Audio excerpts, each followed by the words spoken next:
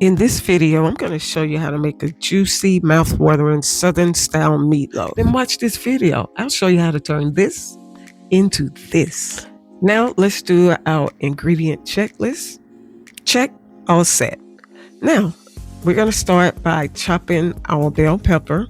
I previously sautéed these. I showed you the sautéing technique in my previous video. We're going to chop these into very small pieces.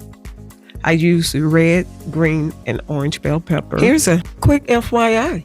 Red, orange, and yellow bell pepper are just ripened versions of the green bell pepper. They're a little sweeter with more nutrition. Okay, we're finishing up our chopping.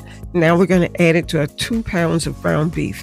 I use 85% because it renders more natural fat. Anything else higher, you'll have to add other ingredients to create juiciness. But that's another video I'll do later.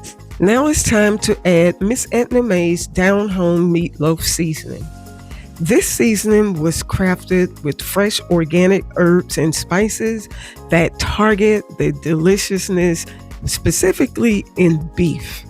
Now, if you haven't ordered yours yet, the link will be in the description so you can go ahead and get it. In the meantime, use the ingredients of your choice. Now, let's add in our Worcestershire sauce. This will help bring out and bring together the flavors even more of the Miss Edna Mae seasonings. Adding ketchup will help bring out the moisture from the fats that come from the ground beef. This, I wish you guys could smell this. It smells amazing and it's not even cooking yet. Oh my goodness. Okay, so now we want to incorporate all of the ingredients in.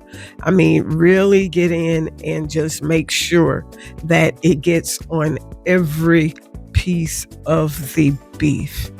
Now that we have it mixed in really good, all of the ingredients, it's time to get it onto a pan and get it molded into the shape of the meatloaf. Now, when you're folding your beef into the shape of a meatloaf, you want to make sure that you get all of the air pockets out. And once you really start to put it into the shape, then you want to get the cracks out. Because once it starts to cook, the heat will cause the cracks to become bigger and the loaf to start to fall apart. Now, that won't affect the taste, but we want it to look good. Got our oven set to 350. We're going to pop in the loaf and set the timer for 35 minutes while we work on the meatloaf sauce. We added in tomato sauce, crushed tomatoes. Next, add in your tomato paste.